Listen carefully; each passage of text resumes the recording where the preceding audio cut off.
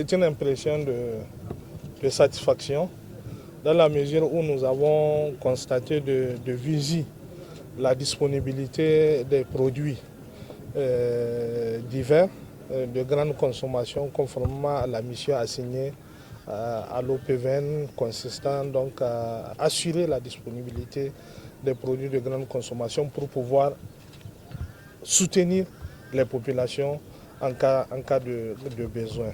Vous vous rappelez, il y a de cela quelques mois, nous avions effectué une visite des magasins et après cette visite-là, il y avait normalement eu une opération de stockage qui avait commencé et entre-temps également il y a eu la saison pluvieuse et puis la récolte et normalement l'OPVN, n'est-ce pas, également engagé une politique d'achat auprès des producteurs locaux pour pouvoir continuer à reconstituer. Aujourd'hui, nous avons constaté vraiment cette disponibilité accrue en riz, en mil, en sorgho, en maïs, en niébé et même en sucre à cette veille du mois de Ramadan. Et également les dispositions qui sont quand même prises pour assurer un suivi, le traitement, le laboratoire qui existe, qui est fonctionnel.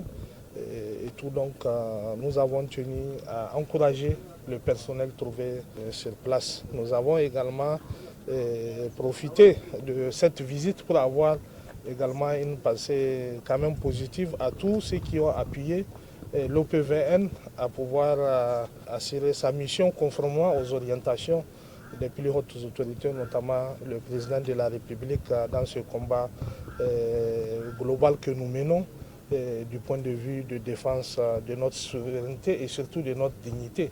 Parce que la dignité pour un peuple, c'est d'abord pouvoir en tout cas assurer son alimentation. Et grâce à tous ces efforts combinés, cela est une réalité.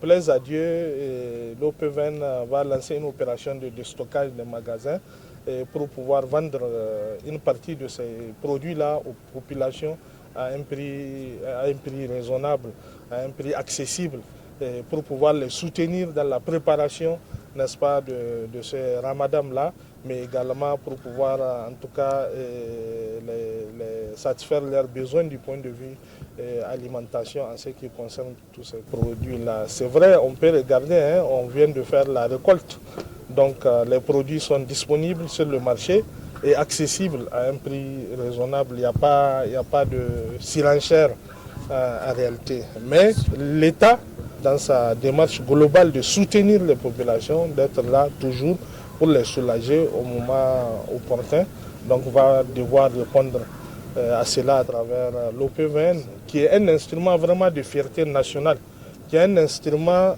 capital dans la défense de souveraineté nationale, qui, au-delà du Niger, apporte son appui également à d'autres pays amis. C'est extrêmement important de le savoir. Ça fait plus de 54 ans que l'OPVN existe et elle a résisté. Elle a ses démembrements un peu partout sur l'ensemble du territoire national.